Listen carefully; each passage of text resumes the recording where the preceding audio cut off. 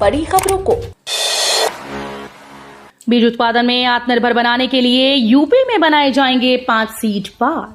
UP को बीज उत्पादन के क्षेत्र में आत्मनिर्भर बनाने के लिए कैबिनेट ने प्रदेश में 5 सीड पार्कों की स्थापना के प्रस्ताव को कैबिनेट ने मंजूरी दे दी है। पूर्व प्रधानमंत्री चौधरी चरण सिंह के नाम पर स्थापित किए जाने वाले सीड पार्क को प्रदेश के 5 क्लाइमेटिक जोन में चरणबद्ध तरीके से स्थापित किया जाएगा।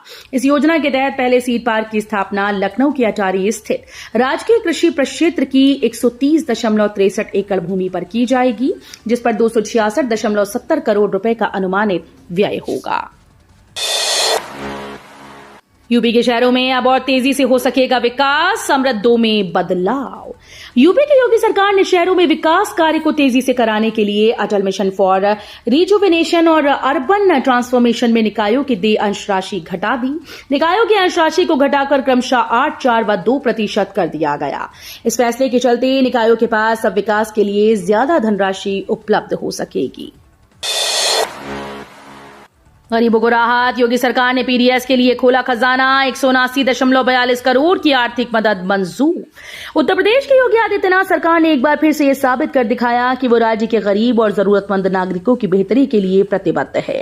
खाद्य सुरक्षा को सर्वोच्च प्राथमिकता देते हुए प्रदेश सरकार ने राष्ट्रीय खाद्य सुरक्षा अधिनियम के तहत सार्वजनिक वितरण प्रणाली को सशक्त करने के लिए 189.42 करोड़ रुपए की भारी भरकम धनराशि स्वीकृत की। अब महिलाओं के नाम पर 1 करोड़ की संपत्ति पर भी मिलेगी स्टैंप ड्यूटी में छूट। उत्तर प्रदेश की योगी आदित्यनाथ सरकार महिलाओं को न केवल सुरक्षा व्यवस्था, आर्थिक आत्मनिर्भरता की दिशा में भी मजबूती से आगे बढ़ रही है। इसी क्रम में संपत्ति संबंधी मामलों में महिलाओं को और सशक्त बनाने के लिए सरकार ने स्टैंप शुल्क में बड़ी राहत देने का प्रस्ताव तैयार किया है। ये प्रस्ताव स्टैंप और पंजीकरण विभाग के द्वारा मुख्यमंत्री योगी आदित्यनाथ के समक्ष प्रस्तुत किया गया। प्रदेश को मिलेंगे 2 नए 4 लेन हाईवे, बैजोई से सैफई और इटावा से झांसी तक होगा निर्माण। उत्तर प्रदेश में संभल जिले के बैजोई में सैफई और इटावा से झांसी तक नया 4 लेन हाईवे बनेगा। उत्तर दक्षिण हाईवे कॉरिडोर के तहत कुल 552 किलोमीटर लंबी ग्रीनफील्ड परियोजनाएं प्रस्तावित की गई। शीघ्र इनकी विस्तृत प्रोजेक्ट रिपोर्ट तैयार होगी। योगी सरकार ने प्रदेश के उत्तरी और दक्षिणी हिस्सों के बीच बेहतर कनेक्टिविटी की योजना तैयार की है। नायलेट गोरखपुर से बीटेक कैंप करने का मौका, एडमिशन प्रोसेस शुरू, डीडीयू में भी कर सकते हैं अप्लाई। गोरखपुर में नायलेट ने इंजीनियरिंग के विभिन्न कोर्सेज में प्रवेश के लिए आवेदन मांगे हैं। राष्ट्रीय इलेक्ट्रॉनिक और सूचना प्रौद्योगिकी संस्थान में शैक्षणिक सत्र 2025-26 में एडमिशन की प्रक्रिया शुरू हो गई। संस्थान के निदेशक डॉक्टर धर्मेंद्र कुमार मिश्रा ने बताया कि संस्थान विद्यार्थियों को तकनीक आधारित उच्च शिक्षा, उद्योगों से जुड़े पाठ्यक्रम, रियल वर्ल्ड प्रोजेक्ट्स और रोजगार की बेहतर संभावनाएं उपलब्ध करा रहा है। Sleeping pod, rail coach, restaurant के बाद अब एग्जीक्यूटिव लाउंज भी हुआ बंद। Sleeping pod, rail coach, restaurant के बाद अब प्रयागराज जंक्शन स्थित एग्जीक्यूटिव लाउंज पर भी ताला लगा दिया गया। बताया जा रहा है कि एग्जीक्यूटिव लाउंज के संचालक को लगातार घाटा लग रहा था। रेलवे को दिए जाने वाले किराए के मुकाबले उसकी लागत नहीं निकल पा रही थी। इस वजह से संबंधित संचालक द्वारा एग्जीक्यूटिव लाउंज बंद कर दिया गया। अब किसी भी जमीन की रजिस्ट्री से पहले होगा ये काम। यूपी की योगी सरकार जमीनों की फर्जी बेनामी को रोकने के लिए रजिस्ट्री से पहले सत्यापन कराकर यह पता लगाएगी कि धोखाधड़ी को नहीं हो रही है। भविष्य में आधार और पैन कार्ड को भी रजिस्ट्री के समय लिंक कराने की योजना है। राजस्व विभाग के सहयोग से रजिस्ट्री के तुरंत बाद खतौनी में नाम दर्ज कराने पर भी विचार किया जा रहा है। इसके लिए कमेटी बना दी गई। अन्य राज्यों के मॉडल का अध्ययन कर रिपोर्ट तैयार करते हुए विभागीय मंत्री को सौंपेंगी। यूपी में राशन वितरण के लिए योगी सरकार ने खोला खजाना, 179 करोड़ की धनराशि स्वीकृत। योगी आदित्यनाथ सरकार ने गरीबों की थाली तक राशन पहुंचाने के लिए खजाना खोल दिया। योगी सरकार ने राष्ट्रीय खाद्य सुरक्षा अधिनियम के अंतर्गत उचित दर वितरण प्रणाली को मजबूत करने के लिए 179.42 करोड़ रुपए की बड़ी धनराशि स्वीकृत की। यह धनराशि उठाई धराई और अंतर्राज्यीय संचालन से लेकर उपभोक्ताओं तक राशन सामग्री के सुचारू वितरण के लिए स्वीकृत की गई है। कुरान ने उचित कारण से बहुविवाह की अनुमति दी। इलाहाबाद हाईकोर्ट ने एक आदेश में कहा कि इस्लाम कुछ परिस्थितियों और कुछ शर्तों के साथ एक से अधिक शादी की अनुमति देता है, लेकिन इस अनुमति का व्यापक रूप से दुरुपयोग किया जाता है। कोर्ट ने इस बात पर जोर दिया कि प्रारंभिक इस्लामी काल में विधवाओं और अनाथों को युद्ध के दौरान सुरक्षा प्रदान करने के लिए कुरान के तहत बहुविवाह की सशर्त अनुमति दी गई थी। अब उस प्रावधान का दुरुपयोग पुरुषों द्वारा स्वार्थी उद्देश्यों के लिए किया जा रहा है। बांके बिहारी मंदिर की धनराशि को कॉरिडोर बनाने पर खर्च कर सकेगी यूपी सरकार। उत्तर प्रदेश सरकार वृंदावन के बांके बिहारी मंदिर की धनराशि का उपयोग कॉरिडोर विकास के लिए कर पाएगी। सुप्रीम कोर्ट ने सरकार को अनुमति देते हुए कहा कि वो इस धनराशि से कॉरिडोर के लिए मंदिर के आसपास 5 एकड़ भूमि खरीद सकती है। शीर्ष अदालत ने आदेश दिया कि जिस भूमि का अधिग्रहण किया जाएगा उसका मंदिर के देवता के नाम पर पंजीकरण कराना होगा।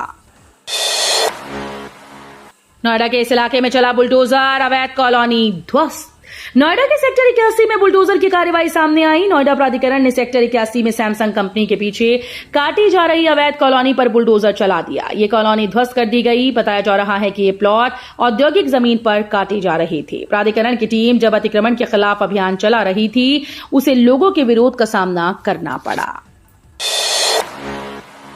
लखनऊ में चारबाग स्टेशन की अपग्रेडेशन का काम शुरू। 56 दिनों तक बाधित रहेंगी कई ट्रेन। लखनऊ के चारबाग रेलवे स्टेशन पर अपग्रेडेशन का काम शुरू गुरुवार से हुआ है, जिसकी वजह से आने वाले दिनों में कई ट्रेन का संचालन अलग अलग तारीखों पर बाधित रहेगा। गुरुवार को अपग्रेडेशन के तहत कॉन्कोर्स की नींव डाली है, जिसकी वजह से प्लेटफॉर्म नंबर 4 और 5 पर 15 मई से 9 जुलाई तक अलग अलग तारीखों पर ट्रैफिक का ब्लॉक लिया गया है। उत्तर प्रदेश सरकार ने विद्यार्थियों शिक्षकों के लिए कर दिया बड़ा ऐलान। आराम से उठा सकेंगे छुट्टियों का मजा।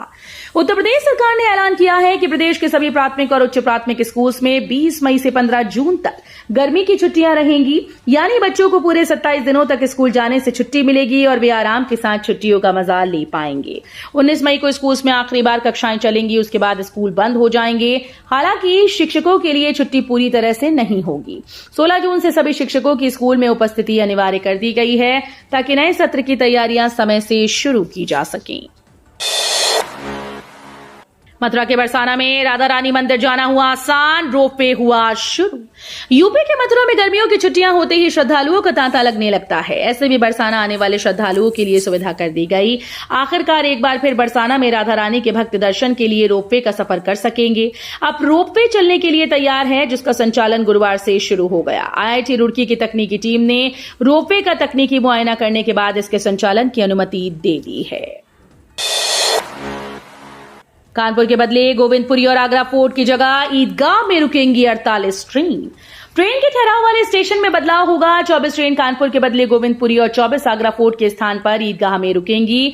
इसमें धनबाद होकर चलने वाली हावड़ा, जोधपुर, बीकानेर, पारसनाथ व गरबा एक्सप्रेस का ठहराव आगरा फोर्ट के बदले ईदगाह में होगा। पुरुषोत्तम, जलियांवाला बाग, पश्चिम बंगाल संपर्क क्रांति समेत अन्य ट्रेन कानपुर सेंट्रल के स्थान पर गोविंदपुरी में रुकेंगी।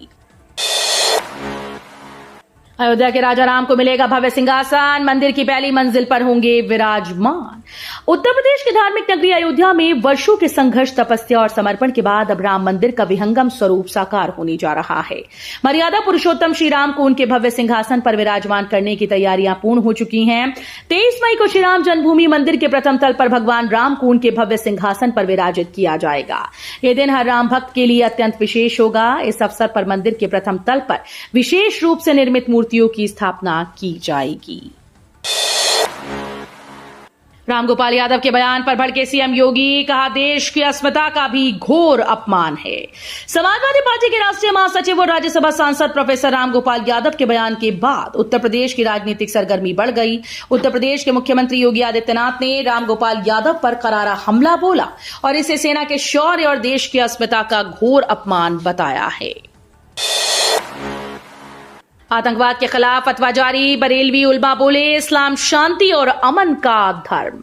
बरेलवी उलमा ने आतंकवाद के खिलाफ फतवा जारी कर दिया है। ऑल इंडिया मुस्लिम जमात के राष्ट्रीय अध्यक्ष मौलाना मुफ्ती शहाबुद्दीन रजवी ने बताया कि बहराइच निवासी डॉक्टर अनवर रजा कादरी से पूछे गए सवाल के जवाब में ये फतवा दिया गया, जिसमें कहा गया कि कुरान के मुताबिक एक व्यक्ति की हत्या पूरी मानवता की हत्या है। पैगंबर इस्लाम ने कहा कि अच्छा मुसलमान वह है जिसके हाथ, पैर और जबान से किसी को नुकसान ना पहुंचे। बर्ड फ्लू को लेकर केंद्रीय पक्षी अनुसंधान संस्थान में सतर्कता, झकवाए जा रहे जल स्रोत। गोरखपुर में मृत बाघिन के शव में एवियन इन्फ्लुएंजा H5 वायरस की पुष्टि होने के बाद केंद्रीय पक्षी अनुसंधान संस्थान बरेली में बचाव के प्रयास शुरू हो गए हैं। जल स्रोतों को ढकवाया जा रहा है। संस्थान निदेशक डॉक्टर अशोक कुमार तिवारी के मुताबिक परिसर में पहले से ही बचाव के इंतजाम है, फिर भी अतिरिक्त सतर्कता बरती जा रही है। डीएनडी की खाली पड़ी जमीन को वापस लेने की तैयारी। डीएनडी पर खाली पड़ी जमीन को वापस लेने की कवायद नोएडा प्राधिकरण ने शुरू कर दी है। प्राधिकरण टोपोग्राफिकल सर्वे कराएगा। इसके लिए प्राधिकरण ने टेंडर जारी कर दिया। एजेंसीज 28 मई तक आवेदन कर सकती हैं। पहले उच्च न्यायालय और फिर सुप्रीम कोर्ट के आदेश के बाद से डीएनडी टोल फ्री चल रहा है। लाइन में सेमीकंडक्टर कंपनीज, नोएडा जेवर की बल्ले बल्ले। गौतम बुद्ध नगर को देश में सेमीकंडक्टर का प्रमुख केंद्र बनाने की दिशा में ठोस पहल की गई। नोएडा में सेमीकंडक्टर डिजाइन केंद्र की शुरुआत करने के बाद केंद्र सरकार ने यमुना प्राधिकरण क्षेत्र जेवर में इसका प्लांट लगाने को मंजूरी दी। जेवर में 4 और कंपनीज इकाई लगाने के लिए तैयार हैं। नोएडा एयरपोर्ट के पास उत्तर प्रदेश का पहला सेमीकंडक्टर पार्क विकसित किया जा रहा है। ऑपरेशन सिंदूर के बीच गुड न्यूज, दुनिया को हथियार बेचने में भारत ने लगाई बड़ी छलांग। पाकिस्तान के खिलाफ ऑपरेशन सिंदूर के बीच डिफेंस के मोर्चे पर भारत के लिए गुड न्यूज है। देश ने विदेश में हथियार बेचने के मामले में बड़ी छलांग लगाई। भारत पाकिस्तान तनाव के बीच भारत के रक्षा निर्यात पर ध्यान केंद्रित किया जा रहा है। आत्मनिर्भर भारत के लिए किए जा रहे प्रयासों के बीच भारत का रक्षा निर्यात पिछले वित्त वर्ष 2024-25 में 23,622 करोड़ रुपए के रिकॉर्ड उच्च स्तर पर पहुंच गया।